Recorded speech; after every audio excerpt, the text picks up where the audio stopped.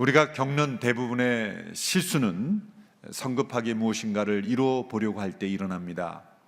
준비가 되지 않은 채 섣불리 어떤 성과만을 기대할 때 우리는 더 큰 실패를 경험하게 됩니다. 모세가 40세 애굽의 관원을 죽인 사건은 단순히 그의 감정적인 분노, 충동에 의한 결과 이상의 의미가 있습니다. 그것은 모세가 자신의 스스로의 힘으로 무엇인가를 해보려고 했을 때 일어난 사건입니다. 그는 하나님의 뜻을 분명히 깨달았습니다. 그가 성인이 된 어느 날 그는 하나님께서 자신을 애굽의 왕궁에 두게 하신 것, 그리고 자신을 통해 이스라엘 백성들을 구원하시는 일에 자신을 사용하실 것이라는 것, 그 하나님의 계획을 깨달았던 것입니다. 근데 문제는 그 때와 방법을 하나님의 때와 방법에 따라서 순종하며 나아감으로써 이루어야 된다는 것을 그는 알지 못했습니다. 그런 면에서 그는 준비되지 못했던 것입니다. 자신의 혈기, 자신의 방법, 자신의 행동, 자신이 생각하는 대로 이루어질 것을 그는 생각했던 것입니다. 하나님의 뜻을 아는 것만으로는 부족합니다. 그 뜻이 이루어지는 과정, 그 시기와 방법, 그 순간순간까지도 하나님의 뜻에 합당해야 하는 것이죠. 모세는 자기 스스로 이스라엘 백성들의 구원자가 되려고 하는 그런 어리석음을 범했던 것입니다. 그 결과 그는 미디안 광야로 도망하는 도망자의 신세가 되었습니다. 애굽의 왕자로서의 삶에서 미디안 광야에서 양을 치는 그런 양치기로서의 삶으로 변화된 것입니다. 얼마나 급격한 변화입니까? 애굽의 궁정에서의 생활과 그 미디안 광야에서의 목자의 생활은 비교할 수 없을 만큼 차이가 있는 변화입니다. 하나님께서는 서두르지 않으십니다. 우리는 서두르지만 하나님은 결코 서두르지 않으십니다. 하나님께서는 모세를 준비시키되 애굽의 왕궁에서 40년 동안 그를 애굽의 모든 말과 학술을 익히게 하심으로 그를 준비시켰습니다. 그러나 그것만으로는 부족합니다. 세상적으로 보면 지도자의 자격을 다 갖춘 그런 모세라고 볼 수 있겠지만 하나님 보실 때에는 모세는 더 준비되어야만 했습니다. 하나님 모세의 실패를 통해서도 모세를 준비시키십니다. 그가 미디안 광야로 도망했을 때 하나님은 그가 광야에서 지내는 시간 동안을 또 다른 준비의 기간으로 삼으신 것입니다. 그래서 모세의 또 다른 40년은 하나님께서 광야에서 모세를 준비시키는 하나님의 광야 학교와 같은 역할을 했던 것입니다. 모세는 40년 동안 광야에서 하나님의 사람으로 준비되어 가야만 했습니다. 그토록 오랜 생활에 시간의 준비가 필요했을까요? 하나님께서 만일 모세에게 너가 이제 광야로 가서 40년만 잘 버티면 내가 너를 사용하겠다, 그렇게 미리 말씀해 주셨더라면 어쩌면 모세가 견디기 쉬웠을 것입니다. 그러나 하나님은 미리 말씀해 주지 않으셨습니다. 내가 너를 80세에 부를 테니까 40년간 잘 참어, 힘들더라도 그곳에서 잘 참어, 그렇게 하시고 광야로 보내신 것이 아니죠. 모세는 평생을 죽을 때까지 이제는 목자로서 양을 치는 인생으로 광야에서 살다가 죽을 것으로 생각했을지도 모릅니다. 우리가 때로 되돌아보면 내가 원치 않았던 기간, 내가 원치 않았던 어떤 삶이 바로 하나님께서 나를 준비시키시는, 광야의 학교에서 나를 연단시키시고 하나님의 사람으로 준비시키는 과정이었다는 것을 뒤늦게 깨닫는 경우가 많습니다. 믿음이란 무엇입니까? 믿음이란 이렇게 정의될 수 있다고 생각합니다.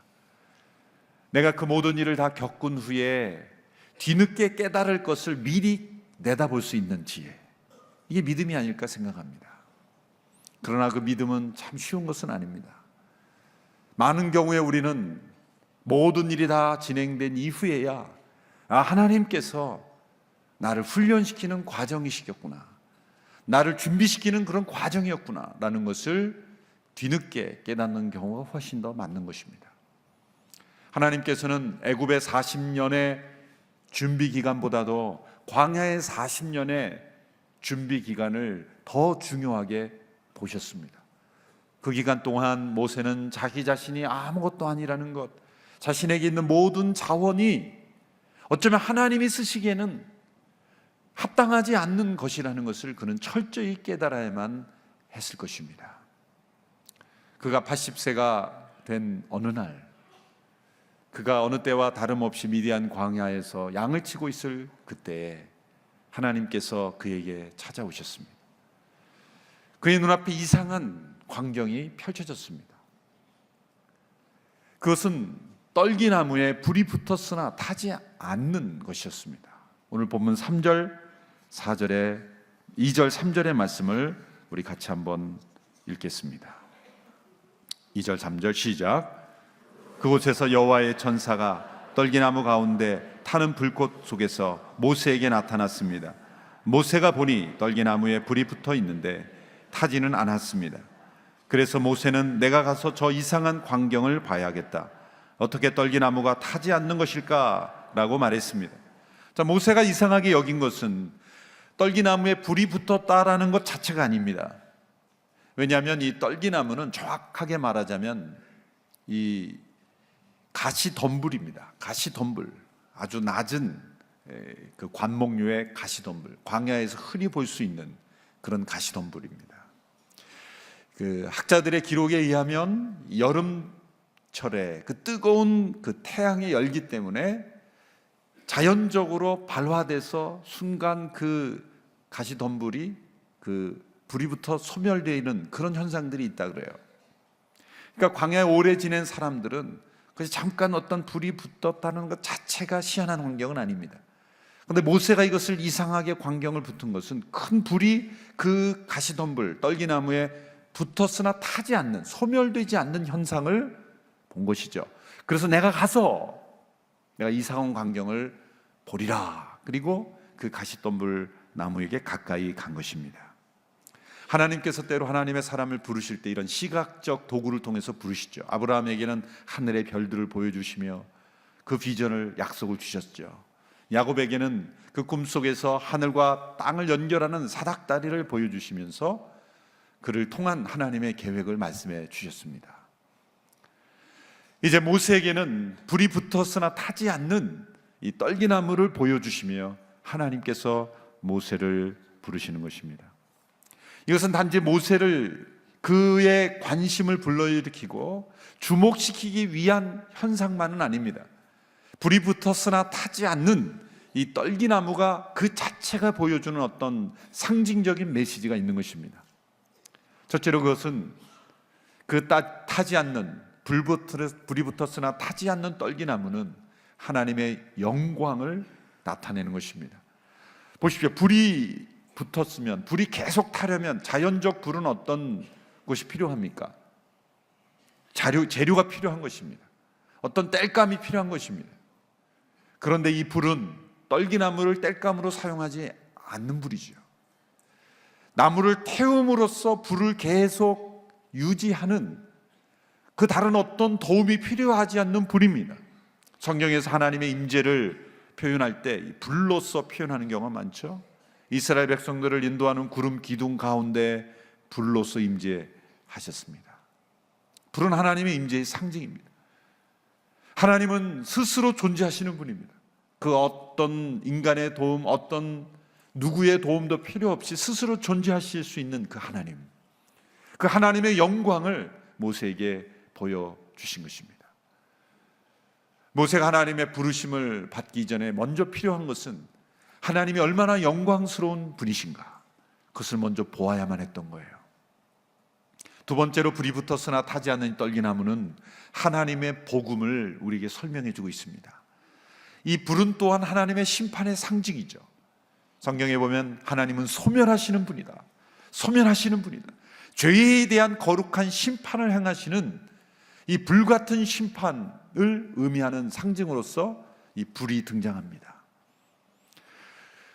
특별히 떨기나무를 상징하는 단어가 히브리어로 세네라고 하는데, 세네라고 하는데, 이게 저주라는 의미의 뜻입니다. 그러니까 저주의 나무예요, 저주의 나무. 그것은 저주받은 인생, 죄로 말미암아 저주받아 마땅한 인생을 의미하는, 인류를 의미하는 것이죠. 그 불이 저주의 나무에 임했어요. 마땅히 저주받아야 될 인류의 그 심판의 불이 임했으나 그 인류가 그 불에 소멸되지 않고 여전히 존재하고 있다. 이것은 우리에게 어떤 메시지를 주는 것입니까? 하나님의 불의 심판이 임했으나 그 불로 인해서 심판에 소멸되지 않고 그 심판을 견디는 그런 나무, 저주받아 마땅한 그 인류가 그 저주를 견디는 그러한 현상이 일어난다. 이것은 복음입니다. 이것은 은혜입니다. 왜 이런 현상이 일어날 수 있습니까? 그 저주를 대신 담당할 예수 그리스도, 하나님의 아들 성육신하신 예수 그리스도, 그분이 계시기 때문이에요. 여기에 보면 여호와의 천사가 그 가운데 나타나셨죠. 여호와의 천사, 혹은 개역개정에 여호와의 사자라고 번역이 되어 있는데, 이 구약에서 여호와의 사자 혹은 여호와의 천사라고 번역된 단어는 성자 예수 그리스도의 나타나심을 의미할 때 쓰는 단어입니다. 성자 하나님이 그 가운데 계심으로 인류의 모든 저주를 대신 담당하시는 그분의 임재하심으로 인해서 저주받아 마땅한 인류에게 그 불의 심판이 임했으나 심판을 견디는 그런 은혜가 나타난다 라는 것을 보여주는 현상이죠. 세 번째로, 불이 붙었으나 타지 않는 이 떨기나무를 통해 보여주는 건 무엇입니까? 이것은 하나님의 백성을 보여주는 것입니다. 이 나무는 백향목이 아닙니다. 멋진 나무가 아닙니다. 누구도 거들떠보지 않는 그러한 버려진 나무입니다. 쓸모없는 나무입니다. 이스라엘 백성들의 모습은 마치 애굽에게 있어서는 쓸모없는 인생처럼 버려진 민족, 그러한 상태였습니다. 신명기에도 보면은 이 애굽에서 받은 고난을 철을 녹이는 용광로와 같은 시련이었다, 그런 표현이 나옵니다. 또 애굽을 불감하다, 그렇게 표현합니다. 애굽에서 당한 시련은 불과 같은 시간, 용광로와 같은 녹여지는 그런 뜨거운 그러한 시련이었다. 그러나 하나님께서 그들을 보존하시고 그 백성을 살리시고 그 백성과 함께 하심으로 그들이 여전히 존재하도록 만들었다. 그래서 이 세 번째 의미는 유대 민족들에게는, 예수님을 믿지 않는 유대인들도 그런 해석을 받아들이죠. 우리는 애굽에서 불과 같은 시련을 받았으나 가시덤불과 같은, 그런 가시떨기나무 같은 우리 민족을 하나님이 보존해 주셨다라는 그러한 고백을 하게 되는 것이죠. 네 번째로, 이 불이 붙었으나 타지 않는 떨기나무가 보여주는 메시지는 바로 그것은 하나님의 사역자를 보여주는 겁니다. 하나님의 사람, 하나님의 사역자. 자, 불이 붙었으면 타야 되는데 타지 않아요. 이것은 무엇을 보여주는 겁니까? 타지 않는 사역자, 번아웃 되지 않는, 타서 소멸되어 버리는 그런 사역자가 아니라 하나님의 임재 가운데 부르심을 받은 사역자들은 타지 않는 나무처럼 하나님의 불은 결코 우리를 태우는 불이 아니에요. 우리를 소멸시키는 불이 아닙니다. 우리를 써버리는 도구로 그렇게 쓰고 나서 버리는 하나님이 아니라는 거죠. 그러나 모세가 40세 때 자신의 열정으로, 자신의 비전으로, 자신의 계획으로 무엇인가를 해보고려 했을 때 그는 금방 타다 없어지는 소멸되는 나무처럼 그는 타버리고 말았던 거예요. 그는 번아웃 됐죠. 소멸되어 버렸죠. 애굽에서의 모든 40년의 인생은 순간 타다가 없어져 버리는 그런 인생이 되어버리고 말았어요. 그리고 그는 광야로 들어가고 도망갈 수밖에 없었어요. 그런데 이제 내가 80세 된 너를 다시 부를 때는 금방 타오르고 소멸되어 버리는 그런 나무가 아니라 불이 항상 붙어 있으나 타지 않는, 번아웃 되지 않는 인생으로 내가 너를 사용하겠다. 하나님의 진정한 부르심 가운데, 하나님의 임재 가운데 있는 사역자는 하나님께서 절대 소멸되게 하지 않는다는 거예요. 모세가 120세까지 쓰임을 받았죠. 그런데 모세의 마무리 인생을 평가하는 그런 말씀 중에 이런 평가가 있습니다. 모세가 120세에 이제 하나님의 부르심을 받았으나 그가 눈이 흐리지 아니하였다. 눈이 흐리지 아니하였다. 이것은 어떤 것을 의미하는 메시지냐면 그가 지쳐서 포기했다는 게 아니에요. 그가 120세가 돼서 나는 이제 지쳤어. 나는 이제 이 일 하고 싶지 않아. 나는 이제 지긋지긋해. 그리고 하나님 보실 때도 이제 넌 그만해야 되겠다 제발. 너 그냥 더 하면 사고 치겠다. 그래서 중단시킨 게 아니라는 겁니다. 번아웃 되지 않았다는 거예요. 그의 80세부터 40년 동안의 인생은 불이 붙었으나 소멸되지 않는 인생으로 하나님께 쓰임 받았다는 거죠. 소명자는 낙심하지 않습니다. 부르심 가운데 있는 사람은 절대로 다 없어져 버리는 그러한 인생이 아니라 하나님의 불 가운데 있는 사역자는 늘 타오르는, 죽을 때까지 소멸되지 않는 인생으로 쓰임받게 된다는 것, 이것을 모세에게 보여주시는 것입니다. 모세는 이러한 타지 않는 떨기나무 가운데 임재하신 하나님의 음성을 듣게 됩니다. 오늘 본문 4절에서 10절까지의 말씀이 바로 모세를 부르신 하나님의 음성을 우리에게 들려주고 있습니다. 이 음성 속에서 하나님은 자신을 소개하고 있습니다. 어떤 하나님으로 모세에게 자신을 소개하시는지를 우리는 함께 살펴보아야 합니다. 먼저 4절 5절의 말씀입니다. 4절 5절의 말씀을 같이 읽겠습니다. 시작. 여호와께서 모세가 자세히 보러 오는 것을 보시고 떨기나무 가운데서 모세야 모세야 하고 부르셨습니다. 그러자 모세는 제가 여기 있습니다 하고 대답했습니다. 5절. 하나님께서 더 이상 가까이 다가오지 마라. 내가 서 있는 곳은 거룩한 땅이니 내 발에서 내 신을 벗어라 라고 말씀하셨습니다. 첫째로 모세에게 나타나신 하나님은 인간이 가까이 하지 못할 거룩하신 하나님이다. 내게 가까이 오지, 더 이상 가까이 다가오지 마라. 가까이 갈 수 없는 거룩하신 하나님이십니다. 그리고 모세에게 내 발에서 신을 벗으라. 내가 선 땅은 거룩한 땅이다. 우리가 하나님 앞에 나갈 때 그 하나님은 우리가 가까이 하지 못할 거룩한 하나님이십니다. 반드시 그 거룩한 하나님 앞에 나갈 때는 우리의 신을 벗어야 돼요. 신을 벗는다는 최고의 경외감의 표시입니다. 복종의 표시입니다. 순종의 표시입니다. 종들이 주인 앞에서 절대 순종을 맹세할 때 나는 종이고 당신은 주인입니다. 내 인생은 내 인생이 아닙니다. 내 인생은 당신의 것입니다. 당신이 뜻하는 바는 무엇인지 나는 그대로 할 의지와 그런 용의가 있습니다. 순종을 맹세합니다. 할 때 신을 벗는 거예요. 우리 하나님 앞에 나아갈 때 거룩하신 하나님이시기에 우리는 반드시 신을 벗는 그런 심정으로 우리는 나아가야만 그 거룩하신 하나님을 만날 수가 있는 거예요. 이제 모세에게 주어지는 것은, 요구되는 것은 한 가지입니다. 그 거룩하신 하나님 앞, 가까이 하지 못할 그 하나님 앞에 설 때 반드시 신을 벗어라.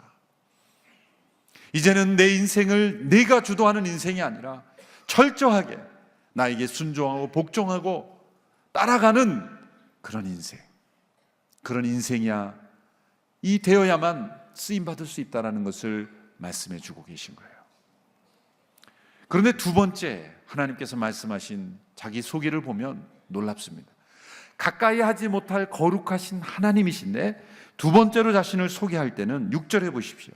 그런 인간과 관계를 맺으시고 언약을 맺으시는 하나님이심을 소개하고 있습니다. 3장 6절의 말씀을 같이 읽습니다. 시작.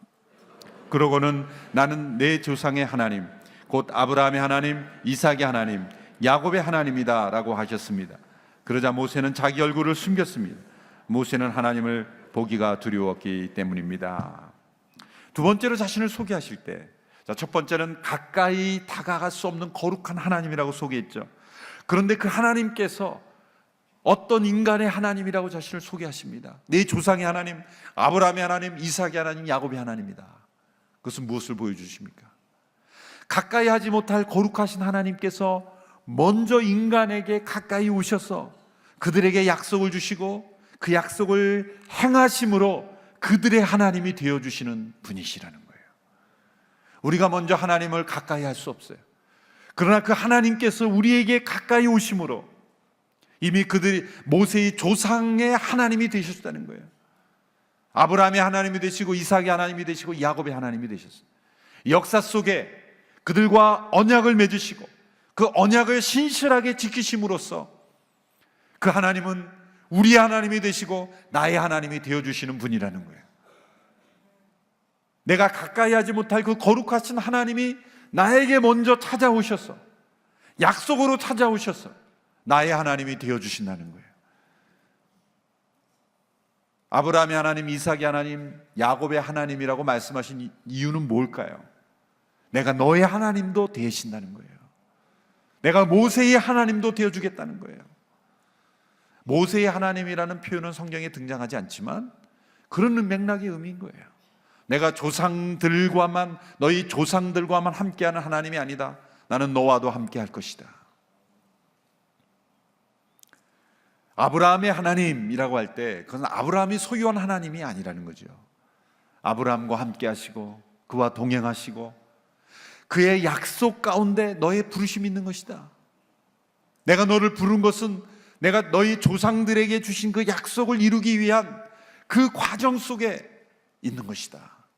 또한 너를 불러서 행할 것도 장차 너희 이후에 올 수 어떤 인류, 새로운 인류, 예수 그리스도에 이루실 그러한 부르심 가운데 너를 사용할 것이다. 가까이 하지 못할 거룩하신 하나님은 인간 속에 들어오셔서 그 인간과 언약으로 관계를 맺으시는 하나님이시다. 그것을 설명하는 거예요. 세 번째는 거기서 더 나아갑니다. 세 번째 자신을 소개하시는 하나님은 그 인간 속에 내려오셔서 그 고통 속에 있는 백성을 구원하시고 인도하시는 하나님이심을 소개하고 있어요. 7절에서 10절의 말씀을 우리 같이 한번 읽어보겠습니다. 7절에서 10절 시작. 여호와께서 말씀하셨습니다. 내가 진실로 이집트에 있는 내 백성들의 고통을 보았으며 그들이 감독관들 때문에 울부짖는 소리도 들었다. 나는 그들의 고통을 잘 알고 있다. 그래서 내가 내려온 것이다.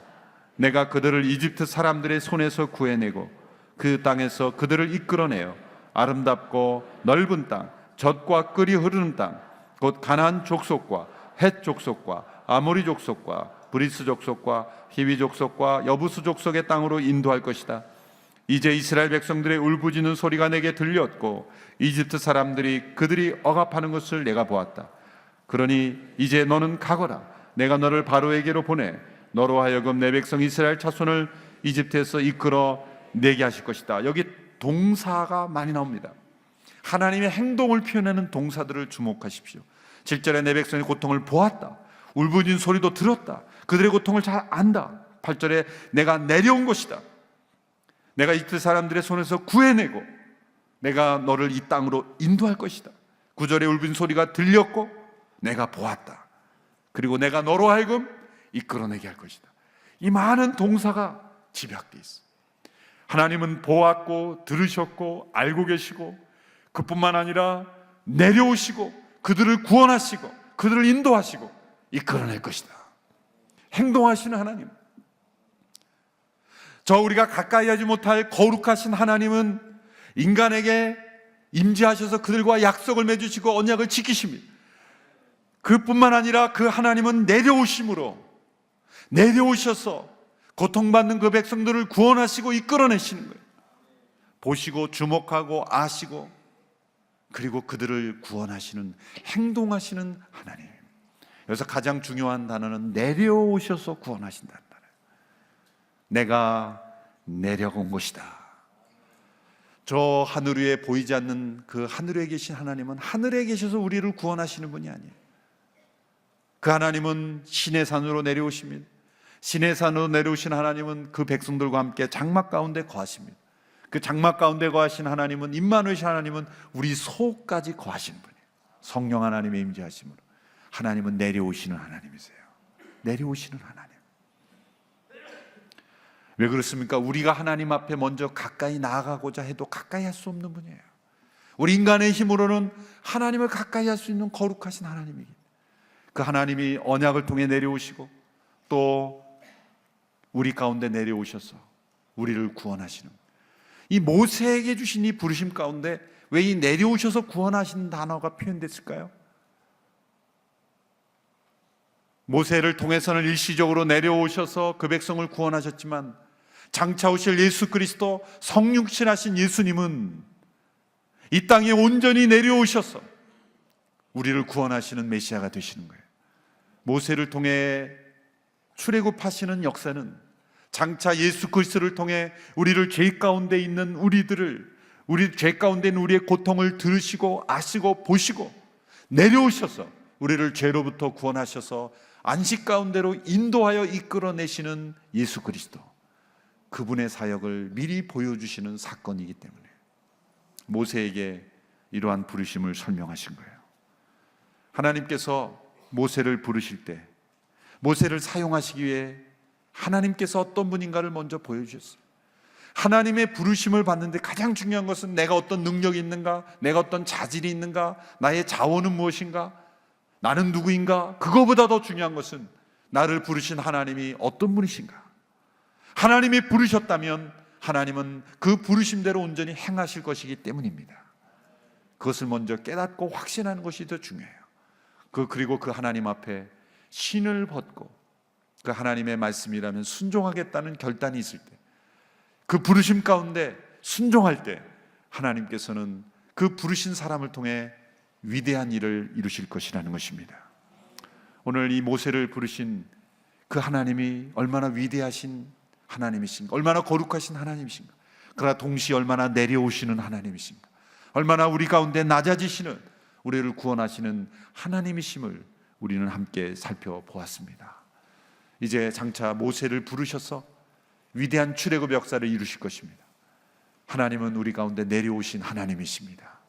그 하나님을 우리가 맞이하며 그 하나님 앞에 온전히 순종하는 우리 모두가 되기를 주님의 이름으로 축원합니다.